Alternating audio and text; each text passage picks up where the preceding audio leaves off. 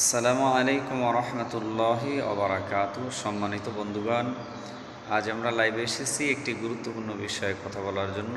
আপনারা ইতিমধ্যেই অবগত হয়েছেন যে আমাদের দেশের একজন বক্তা নামের তক্তা, যার নাম হচ্ছে ওমর ফারুক আল আজমি, যিনি ইতিমধ্যেই টিকটকার হয়েছেন এবং তার চুলকে কালার করেছেন, পাঞ্জাবি টুপি ইত্যাদি ছেড়ে এসে প্যান্ট শার্ট পরা শুরু করেছেন।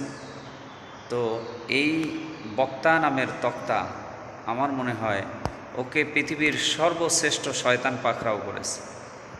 তা না হলে কোনো ব্যক্তি আলেম হওয়ার পরে, দায়ী হওয়ার পরে, কোরআন হাদিসের জ্ঞানী হওয়ার পরে,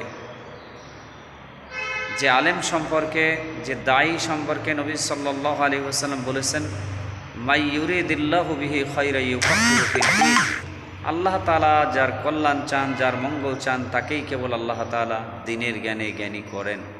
তো দ্বীনের জ্ঞানী হওয়ার পরে, শরিয়াতের জ্ঞানী হওয়ার পরে, কোরআন হাদিসের জ্ঞানী হওয়ার পরে কেউ যদি সিনেমার নায়ক হতে চায়, কেউ যদি পাঞ্জাবি টুপি ছেড়ে প্যান্ট শার্টকে পরিধান করে, আমার মনে হয় ওকে পৃথিবীর সর্বশ্রেষ্ঠ শয়তান ওকে পাকড়াও করেছে।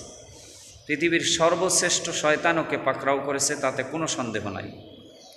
আমার মনে হচ্ছে যে এই লোকটি ভাইরাল হওয়ার জন্যই নিশ্চয়ই এই কর্মকাণ্ডগুলো করে যাচ্ছে, নিশ্চয়ই ভাইরাল হওয়ার জন্যই এই কর্মকাণ্ডগুলো করছে, তাতে কোনো সন্দেহ নাই।